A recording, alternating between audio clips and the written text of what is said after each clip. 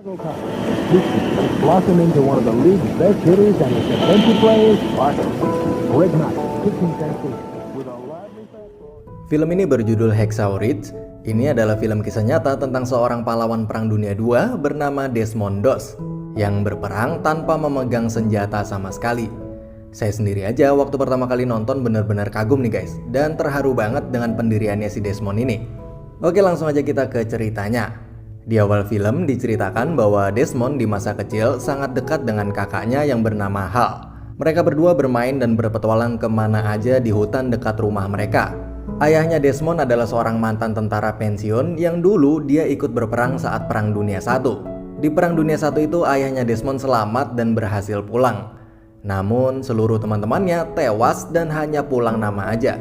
Nah dari situ ayahnya Desmond menjadi orang yang sangat depresi karena belum bisa melupakan bagaimana kejamnya Perang Dunia I itu, dimana teman-teman masa kecil ayahnya Desmond itu mati di depan matanya sendiri.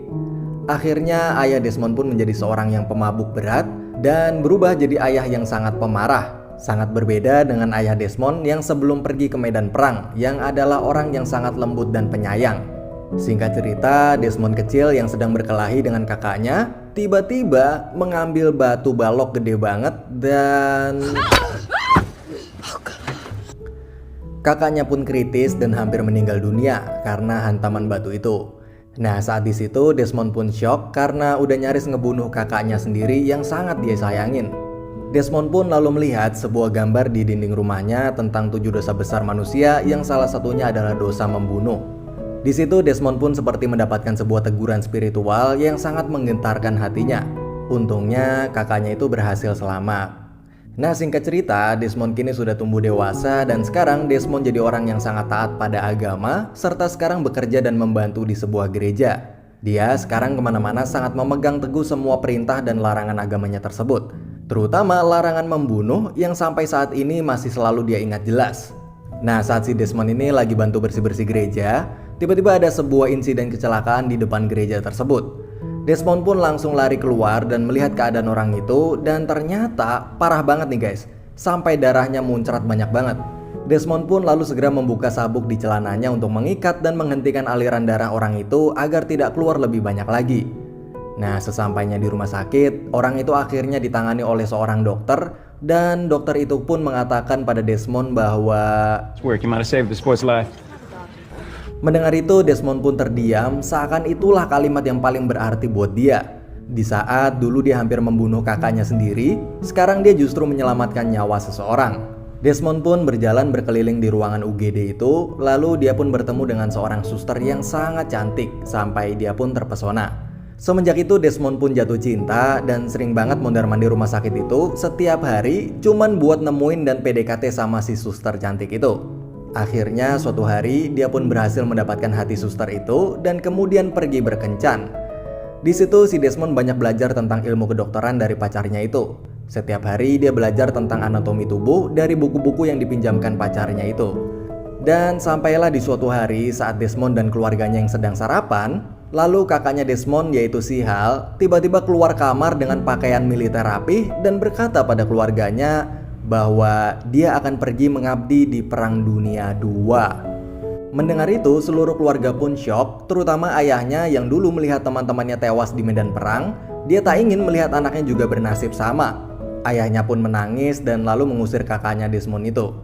Kakaknya Desmond itu pun yaitu si Hal akhirnya pergi dan berangkat menuju medan perang.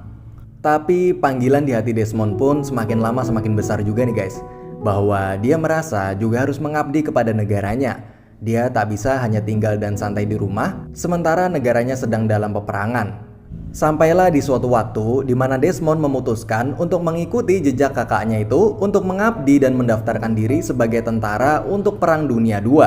Desmond pun memberitahu pacarnya dan keluarganya tentang panggilan hati yang sudah tak bisa dia tahan lagi itu. Tapi Desmond ini berbeda, dia memilih untuk mengabdi sebagai tentara tenaga medis karena dia tak ingin membunuh siapapun, bahkan musuh saat di medan perang sekalipun. Akhirnya sebelum pergi, Desmond pun melamar pacarnya itu.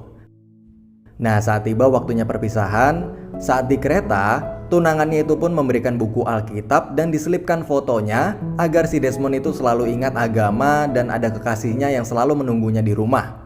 Sesampainya Desmond di camp pelatihan militer dan di asramanya itu, dia berkenalan dengan banyak orang yang nantinya akan jadi satu tim dengan dia. Singkat cerita, awalnya semua tampak baik-baik aja nih guys. Dari mulai hubungannya dengan rekan-rekan setimnya, hubungannya dengan sersan atau komandan di timnya, dan hal-hal lainnya.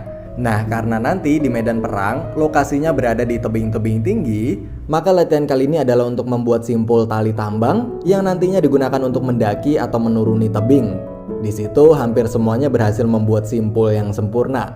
Namun, Desmond justru salah dan membuat 2 lubang simpul. Saat itu semua orang pun mentertawakannya dan meledeknya karena simpul talinya Desmond itu mirip seperti BH cewek. Di latihan ketangkasan juga semuanya lancar. Desmond pun juara 1 di timnya. Namun saat tiba di latihan menembak dan saat semua orang sudah mengambil senjatanya masing-masing, di sana tersisa 1 senjata dan ternyata itu adalah senjatanya si Desmond. Desmond berkata bahwa dia tidak bisa memegang senjata karena agamanya melarang untuk membunuh atau mengambil nyawa seseorang. Saat itu semuanya pun heran pada Desmond termasuk komandannya. Desmond pun berkali-kali minta maaf karena sudah melanggar perintah komandannya itu, tapi bagaimanapun juga dia tetap tidak bisa menyentuh senjata karena agamanya melarang. Lalu Desmond pun dibawa menghadap ke kantor komandan yang lebih tinggi lagi untuk menjelaskan alasannya tidak mau memegang senjata itu. Oh ya guys, di sini saya bingung atau nggak tahu apa itu sersan, letnan, jenderal, dan lain-lain. Saya taunya cuman atasan sama bawahan aja. Jadi biar gampang, kita sebutnya semua komandan aja ya guys. Nah di sana komandan pun menjelaskan bahwa saat di medan perang, musuh nggak bakal mau tahu agama melarang atau enggak. Saat Desmond nggak punya senjata untuk mempertahankan dirinya, maka musuh bakalan tetap nembak dia dan ngebunuh dia. Dan sampailah di malam harinya, Desmond akhirnya dibully oleh teman-teman setimnya karena keteguhannya dalam menjalankan perintah agama itu dinilai akan merepotkan mereka. Hukuman demi hukuman pun diberikan ke Desmond agar dia mau berhenti egois dan mulai menjalankan perintah untuk memegang senjata. Hukuman seperti mencuci toilet, hukuman berlari, dan hukuman-hukuman lainnya dia terima. Dan sampailah di malam harinya, karena teman-temannya Desmond itu udah muak sama dia pun dipukulin sampai babak belur.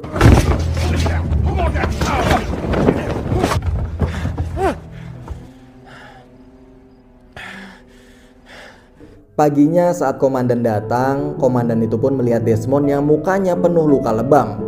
Sang komandan pun mulai kasihan dan menyuruh Desmond untuk segera menyerah dan pulang meninggalkan tugas militernya dan kembali menjadi rakyat biasa.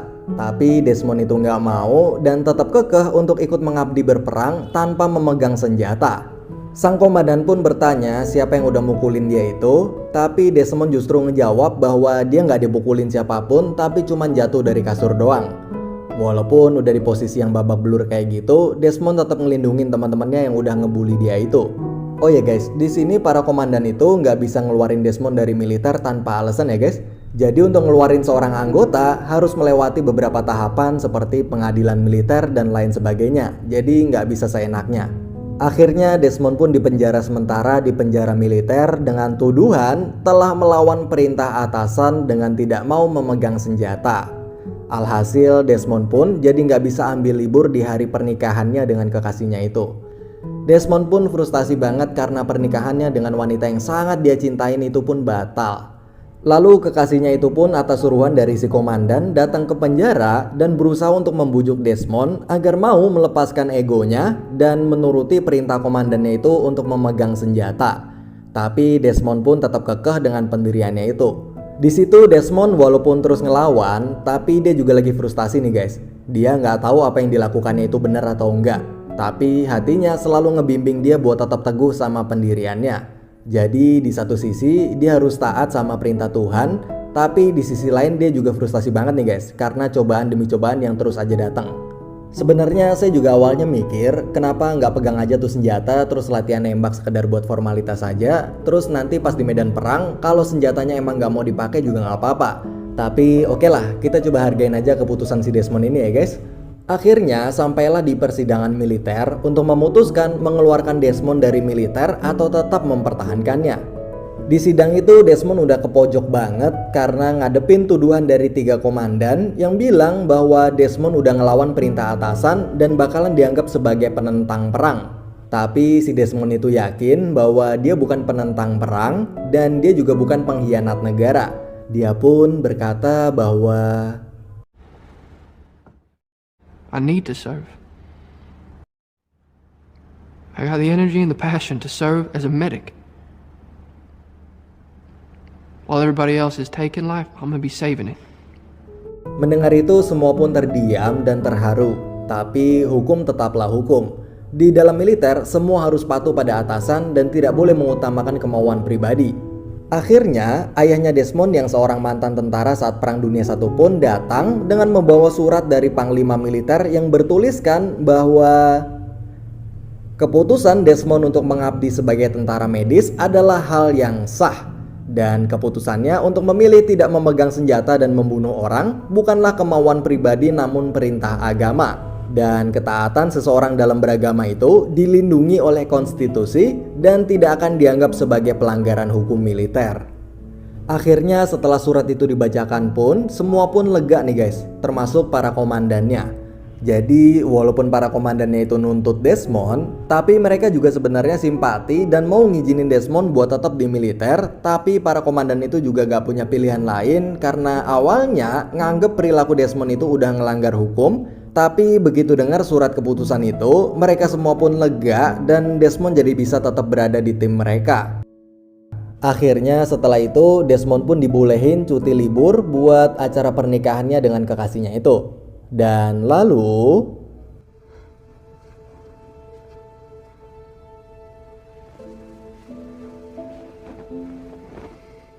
lalu pelatihan pun selesai dan sekarang mereka semua akan menghadapi medan perang yang sesungguhnya melawan Jepang. Karena dulu saat Perang Dunia II persenjataan belum terlalu canggih, jadi faktor yang paling menentukan di dalam perang itu adalah mental para tentaranya nih guys. Dan kita semua tahu gimana ganasnya tentara Jepang. Mereka rela bunuh diri sambil bawa granat buat ngeledakin para tentara lawan. Nah, saat habis mendengar hal itu, mental para tentara di tim Desmond pun langsung down karena takut akan keganasan Jepang nanti. Banyak mobil-mobil pengangkut jenazah tentara Amerika yang lalu lalang dan semakin menjatuhkan mental mereka yang melihatnya. Dan akhirnya sampailah di lokasi medan perangnya, yaitu sebuah tebing tinggi yang bernama Hexau.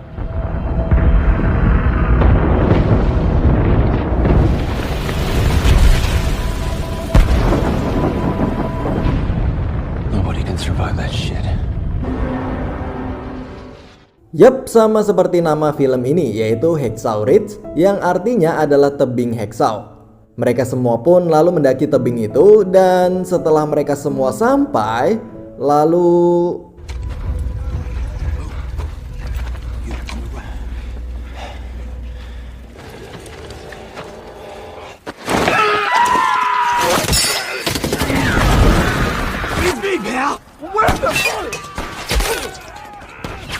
di sini bener-bener kacau nih guys. Saya aja waktu nonton sampai ikut deg-degan. Jadi kita yang lagi nonton pun jadi kayak lagi bener-bener ada di medan perang beneran saking realnya. Kayak pas granat meledak itu ada yang sampai badannya kebelah dua, ususnya keluar semua, kakinya putus, tangannya putus dan lain sebagainya. Tapi kalau saya liatin semua nanti videonya malah keblokir YouTube. Oke, lalu Desmond yang posisinya sebagai tim medis pun terus-menerus menolong dan mengangkut para tentara lainnya yang terluka. Dan beberapa diantaranya adalah teman-teman satu asramanya saat di pelatihan militer. Di saat tim medis lain hanya menolong tentara di barisan belakang dan tengah, ini si Desmond sampai ikut maju ke garis depan nih guys, gokil. Sampai berkali-kali si Desmond yang sama sekali nggak megang senjata itu hampir ke headshot sama tentara Jepang. Di medan perang itu udah nggak ada lagi bully-membuli karena agama atau karena apapun. Teman-teman yang dulu membuli Desmond saat di asrama militer pun saat ini semuanya saling bekerja sama, saling membackup satu sama lain. Terutama membackup Desmond yang jadi satu-satunya tenaga medis di garis depan. Kalau Desmond itu mati, maka bisa dibilang tentara di garis depan pun juga bakalan mati. Karena nggak bakal ada lagi yang akan nolong mereka. Pokoknya seru banget nih guys, kalian download dan tonton aja sendiri filmnya dan jangan lupa pakai headset kalian. Lalu ada salah satu teman asramanya Desmond yang terkena ledakan sampai kedua kakinya putus. Lalu ada salah satu tenaga medis yang berkata pada Desmond bahwa cukup kasih dia penghilang rasa sakit aja lalu pergi. Karena kondisinya nggak bakal mungkin ketolong lagi dan dia udah pasti mati. Tapi Please don't leave me. I got kids. I ain't going anywhere. I'm gonna get you home. Desmond pun gak mau ninggalin dia dan tetap ngangkut dia ke belakang dan tetap bilang ke tim medis lain bahwa dia harus tetap diobatin, dia pasti bakalan tetap hidup. Desmond pun terus kembali ke garis depan lagi untuk menolong yang lainnya. Singkat cerita, malam pun tiba dan semua pun mundur terlebih dahulu karena kondisinya yang gelap itu gak memungkinkan untuk tetap melakukan penyerangan. Tapi saat semua memilih beristirahat dan berlindung, Desmond malam itu masih tetap mau kembali ke garis depan untuk menolong para tentara lain yang masih terluka dan masih ada di sana. Lalu saat dirasa cukup, Desmond pun akhirnya mencari tempat berlindung untuk beristirahat. Saat di suasana malam itu, Desmond yang sedang berlindung bersama rekannya pun kemudian bercerita tentang alasan sebenarnya dia tak ingin memegang senjata.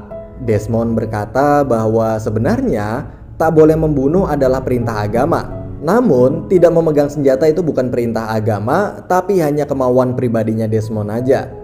Dulu, sewaktu di rumah, ayahnya Desmond yang mabuk selalu melakukan kekerasan pada Desmond dan kakaknya. Desmond pun masih bisa terima. But you didn't kill him. In my heart, I did.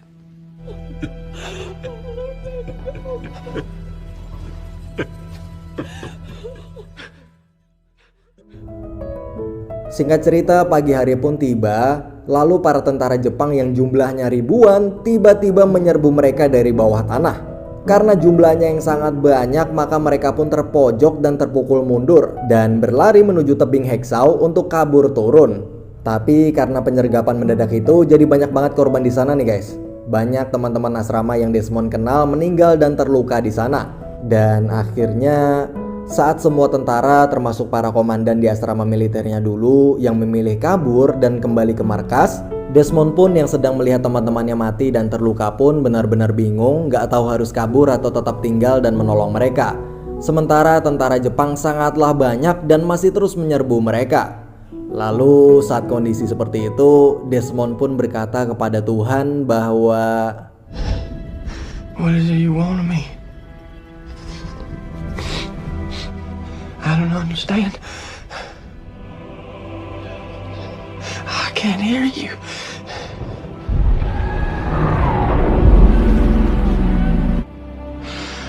All right.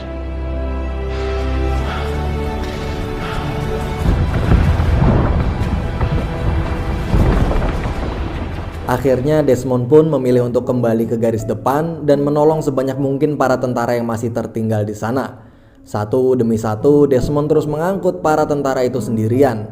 Tapi saat sampai di tebing Heksau, dia tak bisa menurunkan mereka sendirian. Akhirnya dia pun mengambil tali dan lalu membuat sebuah simpul berlubang dua. Yang dulu saat di camp pelatihan, simpul itu dianggap salah dan dianggap seperti BH cewek. Tapi justru sekarang simpul Desmond itu berhasil mengikat para korban terluka itu dengan lebih kuat dan Desmond pun menurunkan mereka satu demi satu. Lalu tentara yang sedang berjaga di bawah pun melihat satu demi satu ada tentara yang turun dan selamat. Tapi mereka bingung dari mana datangnya mereka itu dan siapa yang nurunin mereka juga nggak tahu. Si komandan yang baru sampai di markas pun masih terus kepikiran bahwa masih banyak anak buahnya yang masih terluka dan tertinggal di atas sana. Tapi dia nggak bisa berbuat apa-apa dan nggak bisa menolongnya. Komandan itu pun frustasi dan meminta bantuan kemana-mana untuk mengirim pasukan tambahan untuk kembali ke atas, tapi pasukan itu baru bisa datang esok harinya. Sementara Desmond yang masih di medan perang sendirian dan tanpa memegang senjata sama sekali pun terus-menerus main petak umpet sama tentara Jepang dan terus-menerus menolong para rekannya yang terluka itu. Bahkan saat Desmond masuk ke markas bawah tanahnya Jepang dan melihat tentara Jepang yang sedang terluka pun, dia juga tetap menolongnya. Intinya Desmond di sana berusaha menolong semua orang yang dia bisa, termasuk tentara musuh sekalipun. Hingga waktu malam pun tiba dan Desmond masih terus kembali ke garis depan lagi dan lagi.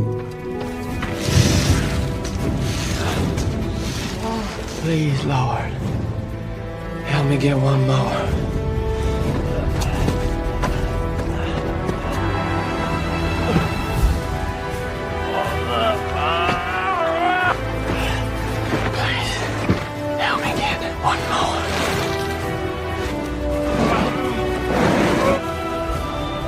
One more. Help me get one more. One more. Help me get one more. Sepanjang malam dia sendirian di medan perang tanpa satu orang teman pun. Akhirnya pagi pun tiba, lalu sang komandan pun kaget melihat semua anak buahnya yang ternyata telah berada di ruang perawatan. Lalu saat komandan itu bertanya siapa yang telah melakukan semua ini, maka mereka pun menjawab bahwa Desmond lah yang telah menolong mereka sendirian di atas sana sepanjang malam. Sang komandan pun akhirnya segera mengumpulkan pasukan untuk kembali ke Hexau. Setelah Desmond merasa cukup, akhirnya Desmond pun berhasil turun dan selamat dari kejaran tentara Jepang itu. Dan saat tiba di bawah, semua tentara di sana benar-benar nggak nyangka sama apa yang udah Desmond lakuin sendirian di atas sana. Mereka semua pun kagum dan benar-benar nganggep Desmond sebagai pahlawan. Saat setelah tiba di markas, sang komandan pun menemui Desmond dan mengatakan pada Desmond bahwa ternyata selama ini dia telah salah. Desmond yang selama ini hanya dianggap sebagai anak yang kurus dan egois karena terlalu taat pada perintah agamanya dan dianggap sebagai penentang perang, tapi justru dia berhasil membuktikan bahwa dia adalah seorang pahlawan. I hope one day you can forgive me. Di akhir film pun diperlihatkan bahwa semua tentara yang sudah berkumpul dan bersiap untuk naik lagi ke Hexau dan berperang lagi. Tapi mereka semua berkata bahwa mereka nggak mau kembali ke atas tanpa Desmond. Mereka semua menganggap bahwa bila Desmond ada bersama mereka, maka Tuhan akan memberikan pertolongan kepada mereka juga. Akhirnya saat detik-detik mereka semua sudah berkumpul dan mau naik ke atas lagi untuk berperang, mereka semua pun masih menunggu. Menunggu Desmond mendoakan keselamatan mereka. Dan film pun berakhir.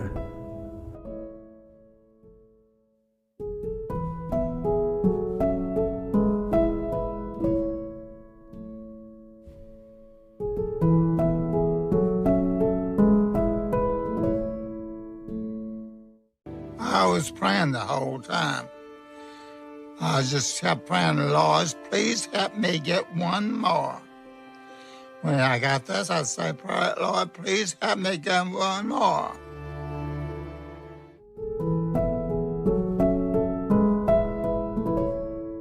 Guys, kalau kalian lihat di setiap video di channel Insomnia ini, kalian pasti sadar bahwa setelah film berakhir, maka Insomnia tidak memberikan kesimpulan dari filmnya. Hal itu karena bila Insomnia simpulkan sendiri filmnya, maka mungkin kalian semua akan setuju, tapi akhirnya pelajaran yang bisa kalian ambil jadi sempit karena hanya dari sudut pandang Insomnia saja. Maka dari itu Insomnia sengaja nggak memberikan kesimpulan di akhir film, agar kalian semua bisa menyimpulkan dan mengambil pelajaran berdasarkan pendapat kalian masing-masing, yang akhirnya makna dari sebuah film itu pun akan menjadi lebih luas. Oh ya guys, bila kalian lihat data ini, dari sekian banyak penonton setia Insomnia, masih banyak yang belum subscribe.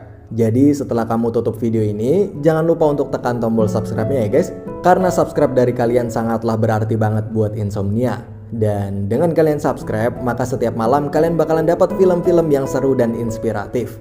Makasih udah nonton, dan bye-bye.